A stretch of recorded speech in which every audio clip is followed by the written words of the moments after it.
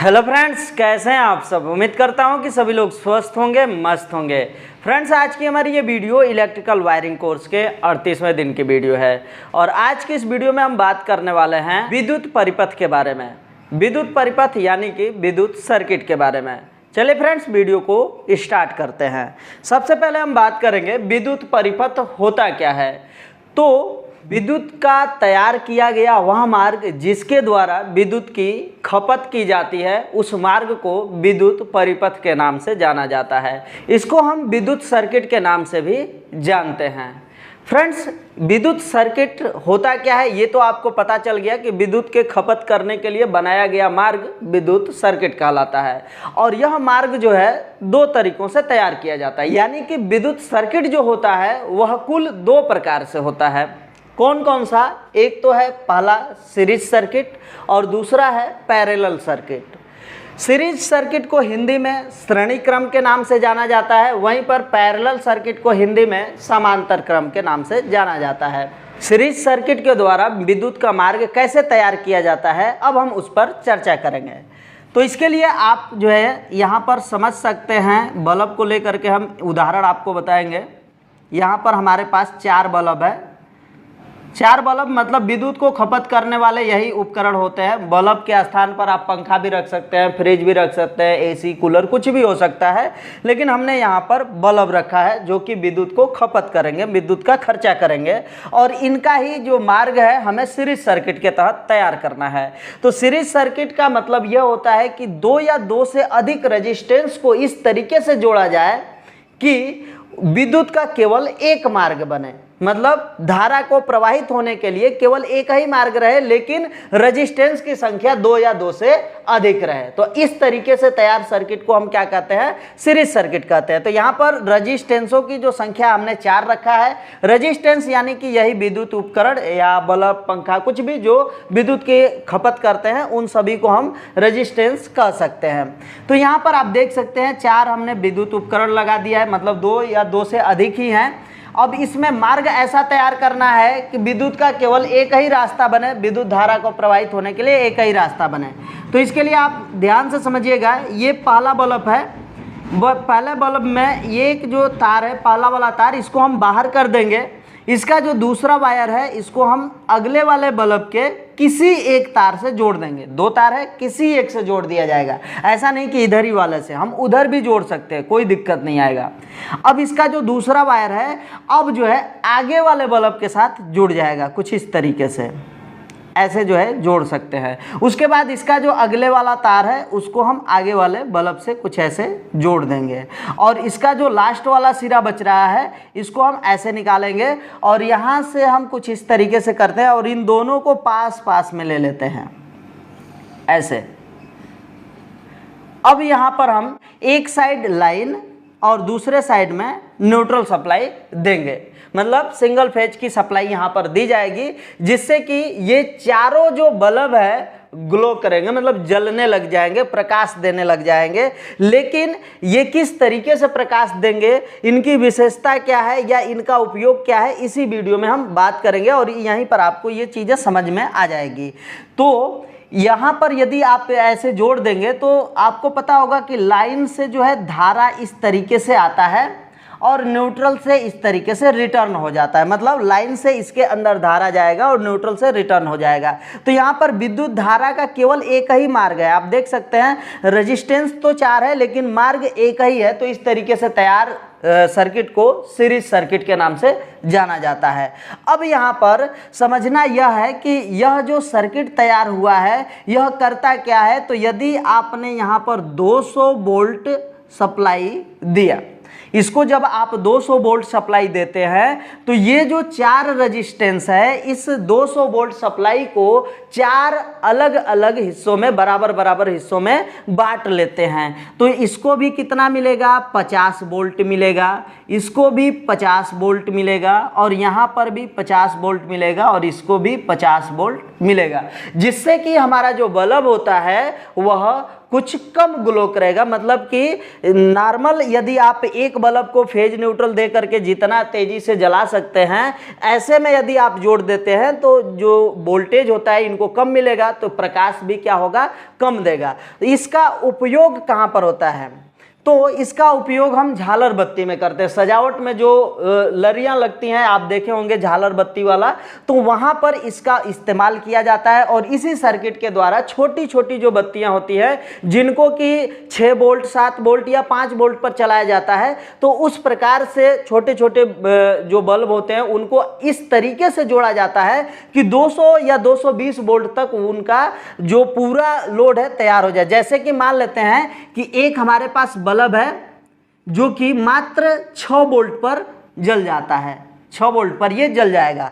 हमारे पास है 220 वोल्ट या 200 वोल्ट, क्योंकि आपके घरों में 220 वोल्ट होता है। और जो बल्ब होते हैं लड़ियों में लगता है, मतलब जो झालर बत्ती में लगता है, तो वहाँ पर 6 वोल्ट या 5 वोल्ट का ही बल्ब लगता है, उससे भी कम का लगता है। तो यदि आप इसको डायरेक्ट 220 पर जोड़िएगा तो ये क्या हो जाएगा, खराब हो जाएगा। तो इसी तरीके से हम ऐसा इनका एक क्रम तैयार कर दें, 6 वोल्ट के इतने संख्या हम रख दें कि इसके वोल्टेज के मान से थोड़ा सा इनका पावर अधिक हो जाए, मतलब वोल्टेज इनका अधिक हो जाए। इनको क्या किया जाता है कि जितना आप अधिक संख्या में इनको जोड़ दीजिएगा तो इनका वोल्टेज भी बढ़ जाता है। तो बढ़ने का मतलब यह है कि मान लेते हैं कि 2 यहाँ पर आप बल्ब जोड़ेंगे तो कुछ इस तरीके से 6 क्या हो जाएगा, 12 वोल्ट हो जाएगा। इसी तरीके से हम ऐसे जोड़ देंगे कि ये 200 वोल्ट से ऊपर वोल्टेज हो जाए। तो इस तरीके से यदि आप तैयार कर सकते हैं तो 6 वोल्ट के जो भी हमारे झालर बत्ती के जो बल्ब होते हैं वो आसानी से आप 220 वोल्ट पर जला सकते हैं। लेकिन इसकी विशेषता यही है कि एक ही बार में ये सभी जलेंगे। यदि कोई एक खराब हो जाता, मान लेते हैं कि ये खराब हो गया, तो यहाँ से धारा क्या हो जाएगा, बहना बंद हो जाएगा। ये पूरा का पूरा जो है कि सिस्टम ऑफ हो जाएगा। पूरी बत्तियां जैसे 50 60 70 जो भी लगी होंगी एक लड़ी में, वो सब कुछ जो है कि ऑफ हो जाएंगे। इनको चालू करने के लिए हम क्या कर सकते हैं, इनको आपस में जोड़ देंगे। भले ही आप यहाँ से बल्ब को हटा दीजिए, ये आप आपस में इनको जोड़ देंगे तो क्या हो जाएगा, ये फिर से सर्किट चालू हो जाएगा, तैयार हो जाएगा। लेकिन यहाँ पर ये जो 50 वोल्ट ये ले रहा था, अब ये खत्म हो जाएगा। अब क्या हो जाएगा, ये इसको 3 बराबर भागों में बांट लेंगे, मतलब कि इनके हिस्से में ज्यादा वोल्टेज आएगा। उसी तरीके से एक एक लड़ी का जो बल्ब होता है खराब होता जाता है, तो इससे होता क्या है कि वोल्टेज का मान जो है कि सभी के ऊपर बढ़ता जाता है। यदि ये 6 वोल्ट से ऊपर प्रत्येक पर बढ़ने लग जाए तो इससे होता क्या है कि बार बार वो लड़ियों का जो बल्ब होता है खराब होता रहेगा और वो खराब हो जाएगा। तो इससे बेहतर ये होता है कि जब भी कोई बल्ब खराब हो तो आप इसको हटाएं नहीं, यहाँ पर दूसरा लगा दें, ताकि आपका जो सर्किट है वो बढ़िया से चल सके। तो आपने यहाँ पर सीखा कि इसकी विशेषता क्या होती है। विशेषता का मतलब यह है कि यह वोल्टेज को डाउन कर सकता है।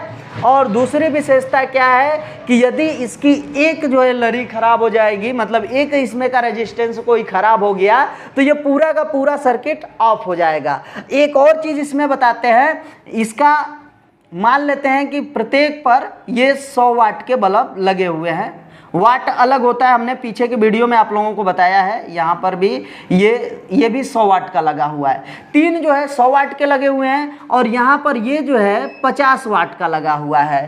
तो इसमें यदि आप वाट जो होता है, मतलब पावर जो है सभी बल्बों का एक समान नहीं रहेगा, तो इसमें कौन सा बल्ब ग्लो करेगा ये चीज़ आपको समझना होगा। यदि सभी सर्किट में मतलब कि 50-60 ऐसे ये लड़ी लगी हुई है या बल्ब लगे हुए हैं, उनमें से सभी का पावर जो है कि ज़्यादा है, उसमें से एक का पावर कम है, तो वह जो है बाकी सभी अन्य से ज़्यादा जो है कि ग्लो करेगा, मतलब उससे प्रकाश ज़्यादा आएगा। एक समान कभी भी ये नहीं जलेंगे। एक समान जलाना है तो इनको क्या करना होगा, ये सभी ही 100 वाट के ही होने चाहिए, मतलब सबका वाट एक समान होना चाहिए। यदि इसमें से किसी एक का वाट कम हो गया तो वह क्या होगा, वही कार्य करने लगेगा, बाकी कोई काम नहीं करेगा। तो यहाँ पर ये 3 विशेषताएं हो गई। वोल्टेज को कम कर सकता है, यदि वाट असमान है, मतलब कि किसी का कम किसी का ज़्यादा है, तो उस सर्किट में सबसे कम वाला जो वाट का होगा बल्ब या फिर जो भी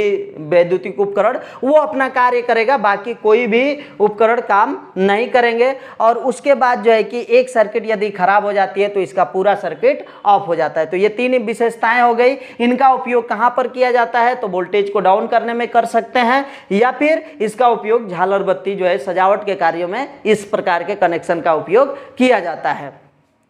तो उम्मीद है कि आप इस श्रेणी क्रम या सीरीज सर्किट को आसानी से समझ गए होंगे। उसके बाद हम बात करेंगे पैरेलल सर्किट। पैरेलल सर्किट क्या है? तो दो या दो से अधिक रेजिस्टेंसों को इस तरह से जोड़ा जाए कि जितने रेजिस्टेंस हैं उतने विद्युत के मार्ग बन जाए। तो इस तरीके से तैयार विद्युत सर्किट पैरेलल सर्किट के नाम से जाना जाता है या फिर समांतर क्रम के नाम से जाना जाता है। तो यहाँ पर आप देख सकते हैं, हम यहाँ पर भी 4 बल्ब बनाएंगे,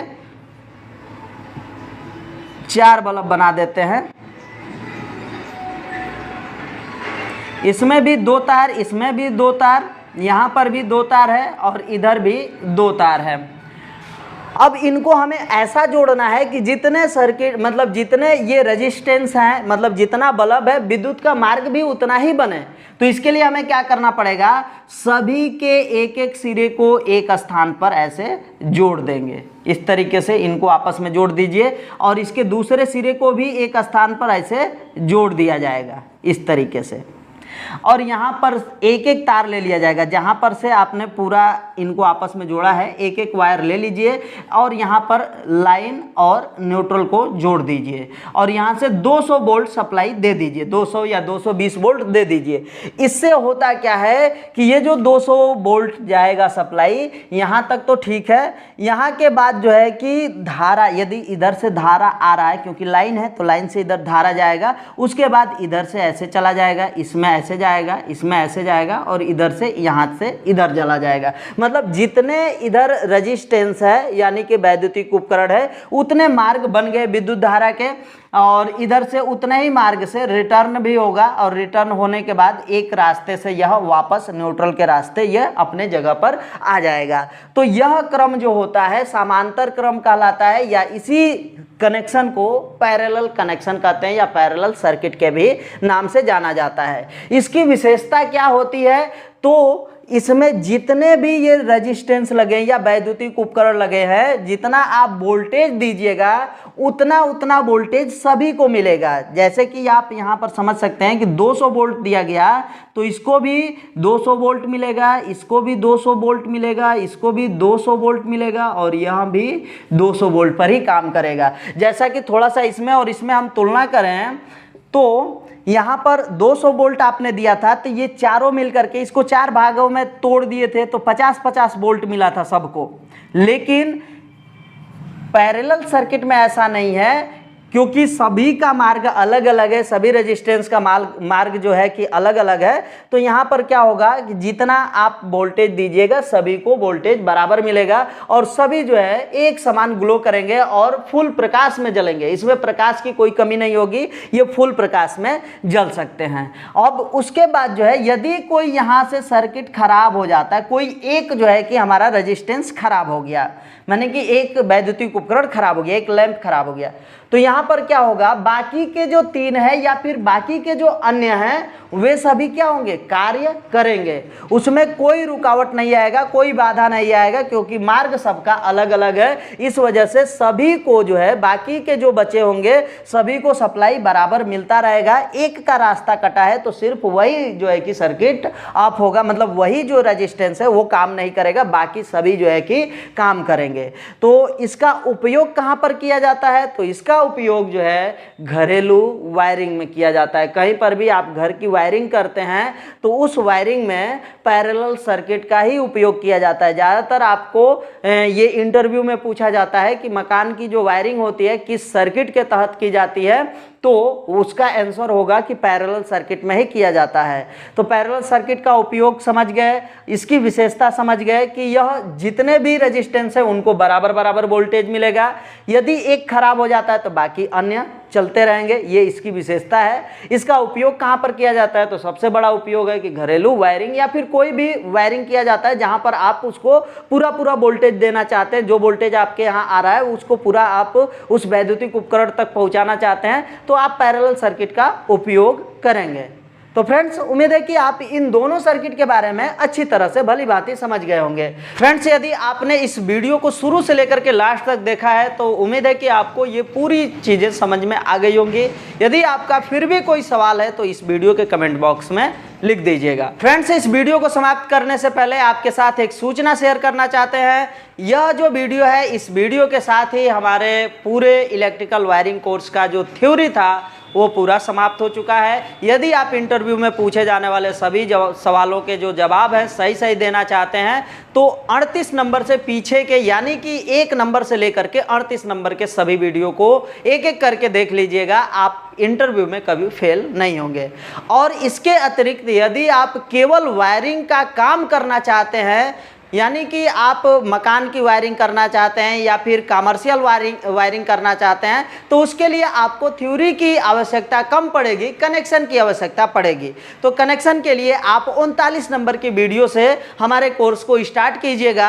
आपको सब कुछ जो है कनेक्शन में समझ में आएगा, क्योंकि हम कनेक्शन को बिल्कुल शून्य लेवल से स्टार्ट करने वाले हैं। तो यदि आपको कनेक्शन सीखना है तो 39 नंबर से वीडियो को प्रारंभ कीजिएगा। यदि आप कनेक्शन के साथ साथ थ्योरी को भी सीखना चाहते हैं तो हमारे कोर्स की 1 नंबर से वीडियो लेकर के पूरी वीडियो को देखिएगा। यदि केवल आप कनेक्शन सीखना चाहते हैं तो 39 नंबर की वीडियो से आप लास्ट तक की सभी वीडियो को देख लीजिएगा। आपको वायरिंग का पूरा कनेक्शन समझ में आ जाएगा। तो फ्रेंड्स इसी के साथ हम इस वीडियो को समाप्त करते हैं। तो चलिए फ्रेंड्स आज के लिए बस इतना ही। मिलते हैं नेक्स्ट वीडियो में नेक्स्ट टॉपिक के साथ। तब तक के लिए जय हिंद, वंदे मातरम।